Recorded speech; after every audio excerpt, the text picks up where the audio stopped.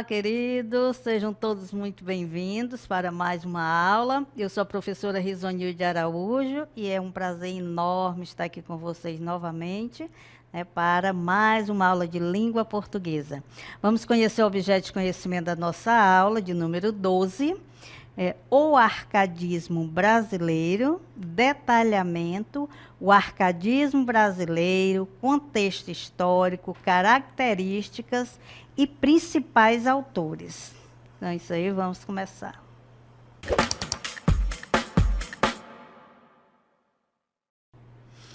Então, vamos falar de arcadismo no Brasil, né? Então, ele aconteceu entre 1756 a 836, seu marco inicial, publicação de obras poéticas de Cláudio Manuel da Costa. Então, Cláudio Manuel da Costa, né, um escritor árcade, como é o mais velho da turma, né, ele iniciou o arcadismo, mas trazendo, né, características ainda do barroco. Então, é isso que a gente quer explicar. Um movimento literário, ele não acaba de uma hora para outra, né?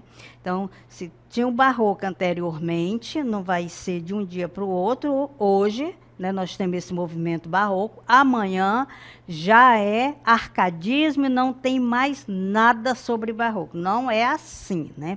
Então, o Cláudio Manuel da Costa, ele tem um pezinho ainda atrás, lá no barroco. Então, não é totalmente árcade, né? Então, tem esta situação. De repente, vê um movimento literário e diz, olha, mas aqui, neste poema, né, eu vejo uma característica do barroco, mas pode sim acontecer, porque é uma transição, né? Quando há essa transição de um movimento para outro, alguém ainda vai trazer alguns resquícios, né, do movimento anterior.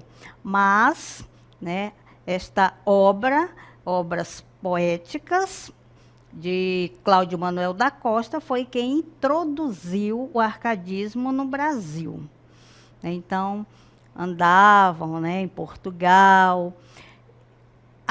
Aliás, gente, eles estudaram lá, né? Então, em Minas Gerais, né, onde tudo aconteceu aqui no Brasil, o movimento da mineração. Então, as pessoas que tinham muito dinheiro, tinham muita grana aqui no Brasil, eles mandavam seus filhos para estudar fora. Então, essas pessoas iam, né? E quando voltavam, já vinham com outra mente, né? Com outra cultura. Então, essas pessoas que trouxeram, vieram de Portugal já com essa tendência, né, do arcadismo. Então, o Cláudio Manuel da Costa era um deles, né, o que iniciou aqui com essas obras. Mas, como todo movimento literário ele está situado, né, dentro de um contexto histórico, o arcadismo não vai ficar de fora, o arcadismo do Brasil. O que estava acontecendo nesse momento? Né? Então, a gente vai conhecer agora, porque o professor de História ele vai explicar para a gente. Vamos lá. Fala, galerinha! Tudo bem com vocês? Professor Ananias Carvalho aqui, do componente de História, para a gente bater um papo, fazer um diálogo muito interessante sobre o arcadismo, mas principalmente sobre o contexto histórico que está norteando esse movimento literário. Para a gente conhecer o arcadismo e também outros movimentos daquela época, é muito interessante a gente entender o que estava acontecendo historicamente naquele momento. Século XVIII, também conhecido como século das luzes, é caracterizado ali pelo movimento intelectual que surgiu nesse período, conhecido como iluminismo. Professor, o que era o iluminismo, professor? Basicamente era um movimento intelectual, ou seja, do campo das ideias, que pregava o uso da razão, do pensamento lógico para explicar a realidade daquele momento. Anteriormente ao Iluminismo, a Europa, principalmente, vivia o que a gente conhece como o antigo regime ou absolutismo monárquico, ou seja, o rei tinha todo o poder em suas mãos, mandava e desmandava, fazia o que bem entendia. O Iluminismo veio para criticar esse absolutismo, como também outros aspectos comuns ali da sociedade europeia.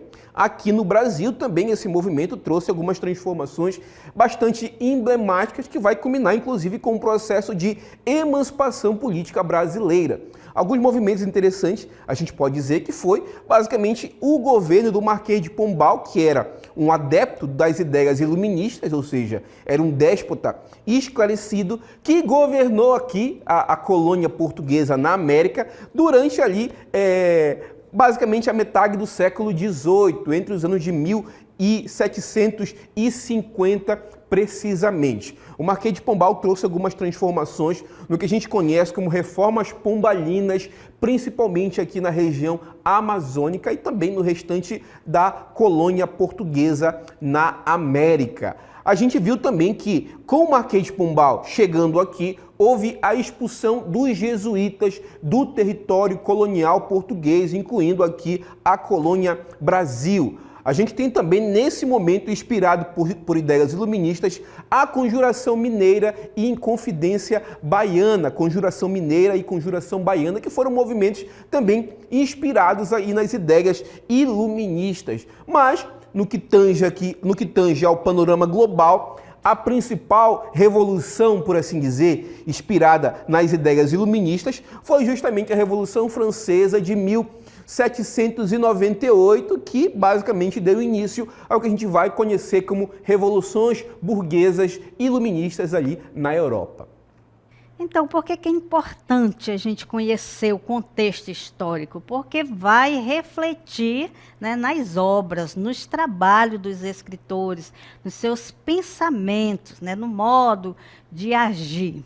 Então, é interessante a gente saber o que estava acontecendo, né, principalmente neste momento, né, no caso aqui do arcadismo, trata-se do iluminismo, né, que é uma coisa muito importante, um movimento muito importante que vai despertar, né, o povo para a ciência, para as coisas mais atuais, né, os movimentos do dia a dia. Então, os ideários defendidos no arcadismo foram, né, oposição ao barroco. O que é que eles queriam com isso, né? Então, quem veio trazendo esse novo olhar, essa nova forma de pensar, né, os estudantes que vinham de Coimbra, por exemplo, eles não gostavam, né, de como o barroco estava realizando a arte, a literatura. Eles achavam um absurdo, né, aquilo não era literatura, é uma coisa muito de mau gosto, porque é assim, né, um vai querer derrubar o trabalho do outro. Todos os movimentos literários começam assim, né, criticando o movimento anterior, né? Então, eles querem mudar a forma de pensar das pessoas através da sua arte, criticando o movimento, a escola literária anterior. Então, oposição ao barroco, porque o cultismo, as ideias e palavras rebuscadas, né, aquelas palavras difíceis, os excessos do barroco eram rejeitados no arcadismo. Eles achavam o barroco, né, muito exagerado no que faziam. Então, nas pinturas, nas suas produções, nos usos de figuras de linguagem demasiado, né? Então, tudo isso eles desprezavam. Então, eles vieram para acabar com o barroco, com o pensamento da era do barroco, né? Como eles produziam suas obras que não eram suficientes para eles. A busca pelo equilíbrio, pela razão, e não mais pelos sentimentos, né? Pela religião. O que interessa aqui é a razão. E eles acham que E tem razão, né, que a ciência é que vai explicar, né? Explicar aquilo que você deseja compreender através das pesquisas científicas. Por isso, a era do iluminismo, né, veio para iluminar, já está dizendo, para trazer boas ideias. Então, a ciência começa a se desenvolver a partir do arcadismo, né, que deixa a emoção, a religião de lado e vai procurar agir pela razão. Então, o arcadismo no Brasil buscava o equilíbrio por meio da razão, nem para mais e nem para menos, né? Tudo que é equilibrado ali está no meio, né? Então, não pende nem para um lado nem para o outro, né? Então, é isso que os árcades desejavam, né? Trazer a razão acima de qualquer coisa. Dentro desse movimento, né, esse era o desejo de buscar o equilíbrio, né, de acabar com os excessos do barroco, e dentro desse movimento nós temos as características, né, todo movimento, toda escola literária, que a gente pode chamar de movimento literário, chamar de escola literária, tem suas características, né, específicas. Porque através dessas características é que a gente vai identificar, né, os textos de cada época, né? Eu vou ler o texto, vou identificar algumas características. Esta aqui, olha, é do arcadismo, mas tem traços ainda do barroco, porque eu posso encontrar característica ainda do barroco dentro desta obra. Como eu disse, quando há uma transição de uma escola para outra, não termina uma escola de uma hora para outra e inicia outra, né? Quando há uma transição, paulatinamente vai sendo desenvolvido. Então, vamos para as características. Busca pelo simples, né? É uma das principais características. Quando ele não quer o exagero, nem as palavras rebuscadas, né? É porque eles querem uma coisa mais simples, né, que o povo tenha acesso. Porque na época nem todo mundo, né, tinha estudado, tinha um grau de escolaridade o suficiente para poder ler todos os textos. Então, quanto mais simples fosse o texto, né, mais gente alcançava, né? As pessoas conseguiriam ler suas obras, né, e refletir sobre elas. Apego à natureza. Simples, natureza era fundamental para os árcades, né, porque eles refletiam sobre ela e traziam todos os elementos necessários que lhe transmitisse a paz, o sossego, a harmonia, né? Não era a natureza, né, como no barroco, eles não viam a natureza como o barroco, eles viam a natureza como parte da nossa vida, o ser humano fazendo parte desta natureza, né? Não estamos falando só de árvores, de rios, a gente está falando de humanidade junto com tudo isso.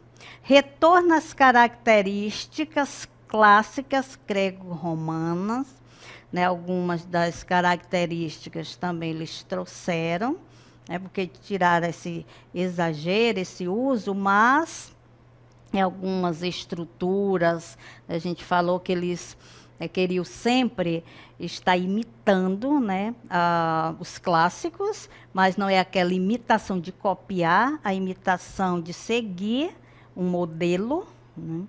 Também houve essa retomada, né, o retorno dessas características, né? O bucolismo, quando se fala em bucolismo, simplicidade, natureza, está falando de arcadismo, né? Porque o bucolismo é tudo isso junto. É a tranquilidade, é a sensibilidade de poder, né, refletir e ver a natureza como uma parte do ser humano, né? Fingimento poético, também é uma característica muito marcante, do arcadismo, por que esse fingimento poético? Pelo uso dos pseudônimos pastoris. O que é que acontecia? Como os autores, os escritores, né, eles iam estudar fora, alguns advogados, podiam ser juízes, podiam ser promotores, e eles, claro que não conhecia nada de campo, né? Então, claro que eles queriam colocar, né, um nome falso para ser o eu poético dele. O que é o eu poético? É aquele que vai falar num poema ou nos poemas, né? Então, o eu poético, ele vai, né, colocar os seus sentimentos para fora, ele vai escrever, ele vai dizer o que ele sente. Então, eles não poderiam colocar o nome deles mesmos, né? Mesmo porque eles eram pessoas bem importantes, né? Todo mundo conhecia, e de repente ele vai falar sobre a vida no campo. Aí vão dizer, como assim? Fulano nunca morou num campo, vai falar sobre isto? Né? Então, vamos usar pseudônimo, faz de conta que é outra pessoa. Esse fingimento poético não é por maldade, gente. Não são mentirosos, né? Eles podem fazer isso, né? Quem vive de literatura tem essa licença, né? De fingir, de criar. Então, não é pecado fazer isso. Termos em latim. Por isso, né, característica neoclássica, porque eles trazem muito forte esses termos, porque fazem parte da natureza. Vocês vão conhecer alguns, se já não conhecem, né, alguns termos, que todos eles têm a ver com a simplicidade, com a tranquilidade, com a vida no campo. Então, eles trazem, né, do classicismo, o neo, porque é como se eles trouxessem o classicismo, estão fazendo o novo, né? Classicismo, não estão imitando totalmente como é, mas sim transformando. E a gente vai conhecer algumas expressões, né, deste latim. Então, expressões características do arcadismo no Brasil. Locus amoenos, local ameno, tranquilo. Então, em algumas obras, né, com certeza você vai encontrar várias dessas expressões. Então, eles trazem, né, para dizer, olha, viva num local ameno, viva num local tranquilo. Isso é bom para a alma, né? E até hoje nós, né, gostamos dessa tranquilidade. Nós somos Arcade um pouco, né? Tem muita gente que é bem urbana, né? Outros gostam da vida no campo, da vida rural, então são pessoas árcades que gostam dessa tranquilidade. Muitas vezes eles trabalham na cidade grande, moram anos e anos, dizer, não, quando eu aposentar, eu quero me afastar da cidade, né? Eu quero morar num lugar bem tranquilo. Então, é exatamente isto. Locus amoenos, né? Fugere urbem, que significa o quê? Fuja da cidade. Então, veja que tudo isto, né, todas essas expressões, elas caem praticamente na vida no campo, né, na simplicidade. Então, essas características, elas são bem enfatizadas dentro das obras do arcadismo, né? Fuja da cidade, venha para o campo, venha experimentar o novo, venha experimentar a paz. Inutilia truncatus, né, que significa cortar o inútil, os excessos estéticos. E isso eles estão dando uma cutucada lá, né, no barroco, né, quando ele diz corte os excessos. A gente não precisa de tudo isso, né? O que é que a gente precisa? Apenas falar o que é de forma simples, né? Usar uma linguagem bem acessível, e é isso que importa. Eles não dão muito valor para esses excessos que acontecia lá no barroco. Carpe diem, que significa aproveite o dia, viva o presente. Né? Quantas pessoas não deveriam ouvir isso aí? Olha, aproveite o dia, vamos viver hoje, né? O presente. Por que tem tanta gente ansiosa? Porque não leva em consideração essa expressão. Porque pensa lá na frente, no futuro, então vamos viver hoje. Isso é um conselho dos Árcades. Então, é interessante, né, essa expressão arcadista, porque tudo são coisas que a gente experimentando, quem já experimentou, viver em lugar tranquilo, né, viver na floresta, né, num lugar mais afastado, sabe que é maravilhoso, né? Ele traz paz, sossego, equilíbrio espiritual. Então, é muito bom, né, viver este momento. Então, eles, no meu ponto de vista, estavam certíssimos. Né? Agora, a gente vai assistir a um vídeo, né, prestem bastante atenção, que a gente vai falar um pouquinho sobre a vida de Carlos Manuel da Costa, tá? Um dos escritores que mais se destacou aí no arcadismo. Vamos lá. Os poetas inconfidentes. Cláudio Manuel da Costa, 1729. Cláudio Manuel da Costa nasceu em Mariana, Minas Gerais, e estudou Direito em Coimbra, onde teve contato com as ideias difundidas na Europa sobre o Iluminismo. Ao voltar à sua terra natal, fundou a Arcádia Ultramarina, em Vila Rica, e exerceu grande influência sobre outros intelectuais da época. Conhecido como o guardador de rebanhos, escrevia sob o pseudônimo de Glauceste Saturnio.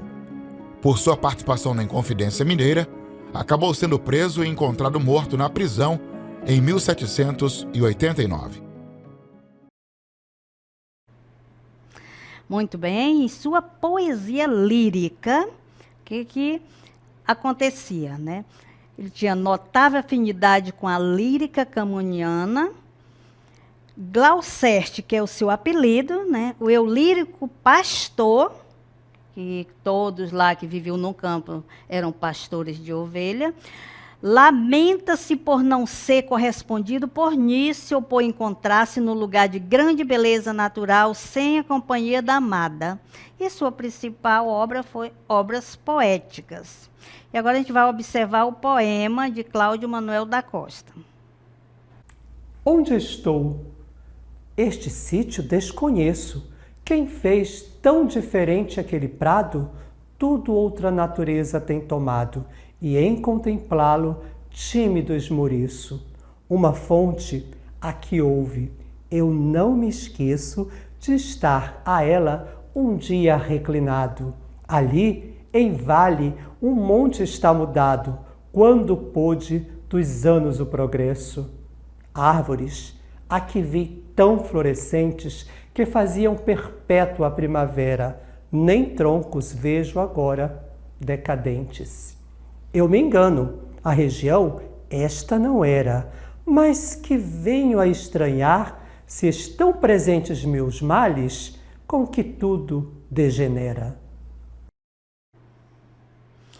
Olha, muito bem. Então, esse poema, né, deu para você perceber, a gente vai passar aqui, que ele está falando de um lugar onde provavelmente ele já morou, né, o eu poético, ele já conhecia. No entanto, ao chegar lá, ele viu tudo muito diferente. Não é esse o lugar, né, eu desconheço, né?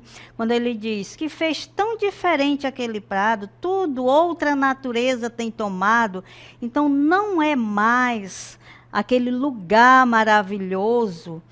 Quando pode dos anos o progresso, né? Porque o progresso traz isso, né? Traz também destruição. Árvores aqui vi tão florescentes que faziam perpétua a primavera, nem troncos vejo agora decadente. Olha, então foi tudo, né, por águas abaixo, não encontrou mais nada do que era aquela natureza bonita, maravilhosa. Então ele faz essa crítica, né, dentro do que já foi, de onde ele morou, para o que é agora. E agora a gente vai ver um VTzinho aqui do Tomás Antônio Gonzaga, nosso escritor maravilhoso. Tomás Antônio Gonzaga. Tomás Antônio Gonzaga, 1744-1810, foi um poeta português. Seu livro, Marília de Dirceu, é uma obra poética em que relata seu amor por Maria Doroteia. Por seu envolvimento na Inconfidência Mineira, foi preso e deportado para a África. Seus versos, reunidos sob o título Marília de Dirceu, tornaram Gonzaga um dos maiores poetas do arcadismo brasileiro. Muito bem, agora vamos conhecer um trecho da obra, né, dele, chamada Carta Chilena, que aborda sobre os despachos e os contratos. Veja só, os grandes Doroteu, né, os deuses, basicamente, que ele quer chamar, da nossa Espanha, têm diversas herdades, diversas propriedades. Uma delas dão trigo, dão centeio e dão cevada. As outras têm cascatas e pomares, com outras muito peças que só servem nos calmosos verões de algum receio. Assim, os generais da nossa Chile têm diversas fazendas. Numas passam as horas de descanso, as outras geram os milhos, os feijões e os úteis frutos que podem sustentar as grandes casas. Você observa aí que todas, né, fazem crítica, aí fazem crítica aos fazendeiros, né, que tem muito, outros não têm quase nada, e sempre falando do campo, né, lugar afastado. Então, temos também a poesia épica, que a poesia épica são inspiradas nas epopeias clássicas, que são narrativas enormes, né? E que tem como temas penetração bandeirante, descoberta das minas, fundação de Vila Rica e revoltas locais. Então, são as temáticas que foram inspiradas nas epopeias clássicas. E vamos falar também, né, de Santa Rita Durão, que é outro escritor, né, também da época do arcadismo. Ele nasceu em Mariana, Minas Gerais, estudou no colégio jesuíta e completou os estudos em Portugal, onde ingressou na vida religiosa e tornou-se frei e professor de teologia. Uma de suas obras, chamada Caramuru, né, que apresentava nessa obra? Valorização da ação catequética sobre o índio, né, que sabe que estava na vida religiosa, ia falar disto. Segue rigidamente o modelo camoniano de 10 cantos, estrofe em oitavas rimas, versos decassílabos, e seguindo também a estrutura convencional, né, das poesias de Camões. Presença das mitologias cristã e pagã, representado por deuses indígenas em vez de deus grego-latino.